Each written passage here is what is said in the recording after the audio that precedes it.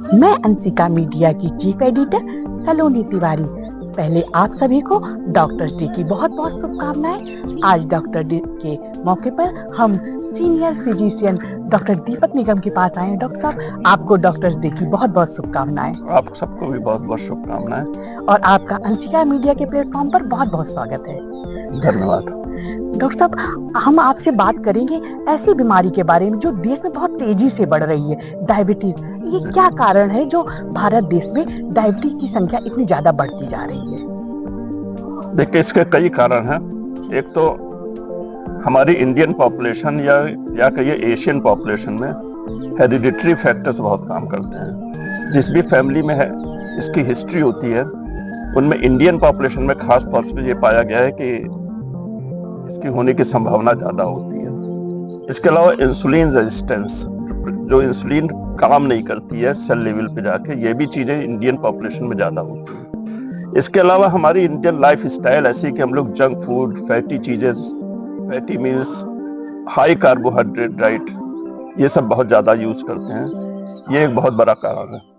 इसके अलावा sedentary life style, हमारी जीवन शैली आजकल के लोगों की ऐसी है कि उनको कारपोरेट वर्ल्ड में या कहीं पे भी उनको इतना ज्यादा वर्कलोड है, उनको एक्सरसाइज करने के लिए, टहलने के लिए, अपना वेट रिड्यूस करने के लिए कोई टाइम ही नहीं मिल पाता है।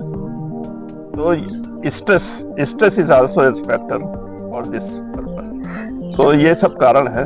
इसके अलावा कुछ लोगों में जैसे जिनमें पीसीओडी होता है, पॉलीसिस्टिक ओवेरियन डिजीजेज होती है, उनमें भी इसकी होने की संभावना ज्यादा होती है। और जैसे कुछ लोगों को जिनको पहले की हिस्ट्री होती है जेस्टेशनल डायबिटीज की, जो गर्भावस्था में अगर डायबिटीज के लक्षण उत्पन्न हुए तो उनको भी बाद की एज में बहुत ज्यादा संभावना होती है कि इस तरीके की डायबिटीज के होने के चांसेस होते हैं। तो ये कई प्रकार की होती है डॉक्टर साहब, कितने प्रकार की होती है डायबिटीज? वैसे एकेडमिक पॉइंट ऑफ व्यू से देखे तो उसका बड़ा भारी क्लासिफिकेशन है, लेकिन मेनली 3 तरीके की होती है।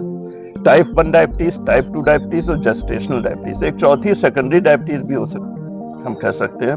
तो टाइप 1 डायबिटीज होती है जो छोटे बच्चों में होती है यूजुअली।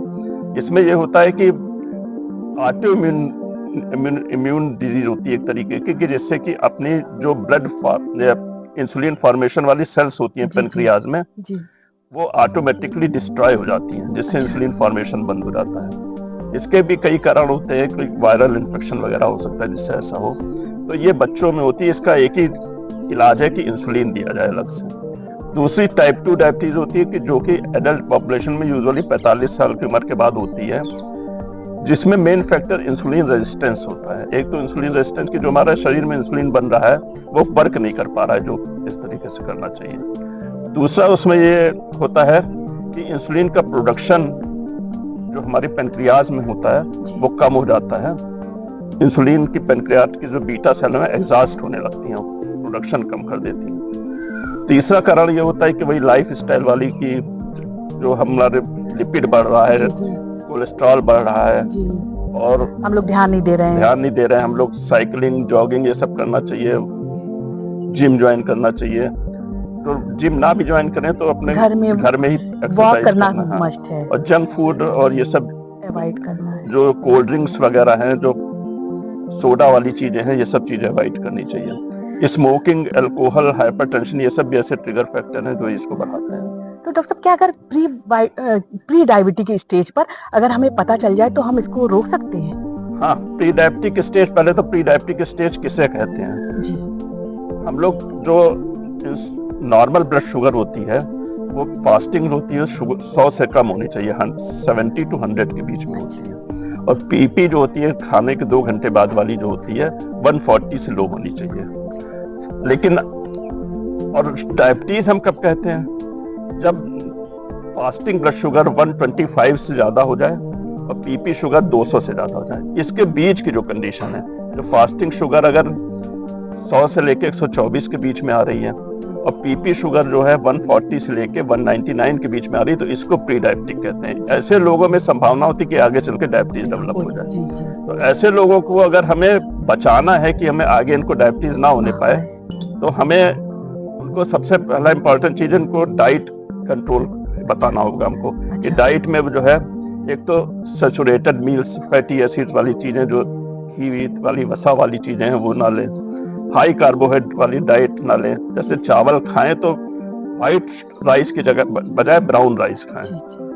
रोटी खाएं, अगर व्हीट इस्तेमाल करें तो होल वाला व्हीट इस्तेमाल करें जिसमें चोकर भी मिला हुआ हो, बजाय इसके कि रिफाइंड वाला इस्तेमाल करें। इसके अलावा एक्सरसाइज की उनको ट्रेनिंग देनी चाहिए कि कम से कम हफ्ते में 5 दिन वो 30 मिनट रोज चलें।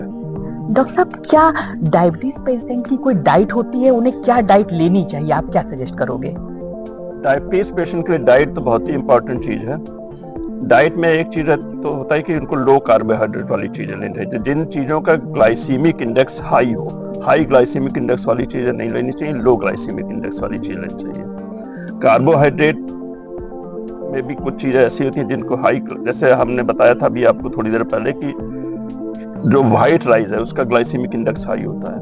लो ग्लाइसीमिक इंडेक्स जैसे ब्राउन राइस है, जिसका लो ग्लाइसीमिक इंडेक्स होता है। फ्रूट्स भी कई ऐसे होते हैं जो हाई ग्लाइसीमिक इंडेक्स के होते हैं, कुछ लो ग्लाइसीमिक इंडेक्स। लीफी वेजिटेबल्स लो ग्लाइसीमिक इंडेक्स की होती है, ये लेनी चाहिए। और फ्रूट्स में साइट्रस फ्रूट्स या बनाना या एप्पल, ये लो ग्लाइसीमिक इंडेक्स की चीजें, ये डायबिटीज वाले लोग ले सकते हैं। इसके अलावा खीरा, ककड़ी, जामुन, ये चीजें ऐसी है जो ली जा सकती हैं। इसके अलावा डाइट में जो है उनको नट्स वगैरह ज्यादा लेने चाहिए। नट्स जैसे फ्लैक्स सीड हैं, चिया सीड्स हैं, ये सब बेनिफिशियल होते हैं। एलिमेंट्स और अखरोट ये बेनिफिशियल माने जाते हैं। किस उम्र में इसकी स्कैनिंग करानी चाहिए लोगों को रेगुलर, कि हमें डायबिटीज तो नहीं हो रहे हैं? जो नॉर्मल पॉपुलेशन है जिसके अब कोई रिस्क फैक्टर नहीं हो, तो 45 ईयर के बाद हर 3 इयर्स में स्क्रीनिंग होनी चाहिए उसकी डायबिटीज के लिए। लेकिन जो उनके रिस्क फैक्टर्स हैं, रिस्क फैक्टर्स में मींस कि जिनके लिपिड की गड़बड़ी रहती है, हाइपर कोलेस्ट्रॉल रहता है, ट्राइग्लिसराइड बढ़ा रहता है, और जिनके किडनी वगैरह में कोई इन्फेक्शन की प्रॉब्लम हो, हाइपरटेंशन हो, या जो कि अल्कोहलिक होते हैं, स्मोकर्स होते हैं, उनके हर साल में एक बार स्क्रीनिंग करवानी चाहिए। और डॉक्टर साहब, हम लोग, आप कोई अपना ऐसा अनुभव हमारे साथ हमारे प्लेटफॉर्म पे साझा कीजिए। अभी मैं 4-5 दिन पहले ही की बात है, मैंने एक पेशेंट को डिस्चार्ज किया है जो मेरे अंडर में था। पेशेंट कोमा की स्टेज में आया था और उसका शुगर जब हमने चेक किया तो उसका शुगर 850 निकला था। 850? यस, 850 शुगर निकला था। तो और पेशेंट के घर वालों को ज्यादा आइडिया भी नहीं था कि इनके शुगर है। अच्छा। फिर उसकी कोमा का, उसका डायबिटिक कीटो, उसके यूरिन में कीटोन आ रहा था, इसे कीटो एसिडिक कोमा कहते हैं। उसको ट्रीटमेंट किया। ऐसे पेशेंट बहुत डिहाइड्रेटेड होते हैं, उनको कई लीटर सलाइन चढ़ाना पड़ता है और बहुत सारे इन्फेक्शंस की दवाई देनी पड़ती है। तो 4-5-6 दिन मेरे यहाँ रहा, उसके बाद वो ठीक होके गया। तो ये एक बड़ा अनुभव और एक्सपीरियंस और अच्छी खुशी का एहसास होता है।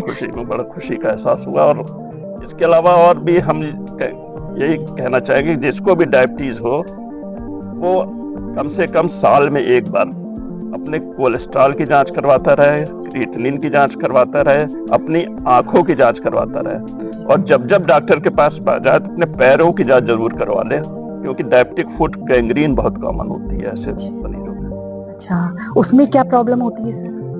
नसों की दिक्कत होती है, नर्व्स जो होती हैं डैमेज होती रहती हैं, तो पैर सुन्न हो जाते हैं। फिर वो जब आदमी चलता है कहीं तो उसके कहीं कांटा लगा, कुछ भी लगा, तो उसे एहसास नहीं होता और वो बड़े बड़े घाव का रूप ले लेता है और धीरे धीरे वो गैंग्रीन बन जाती है और कई बार एम्पुटेट करना पड़ता है, पैर की उंगली काटनी पड़ती है उसमें। डॉक्टर साहब को हमारे साथ जुड़े रहने के लिए बहुत बहुत धन्यवाद।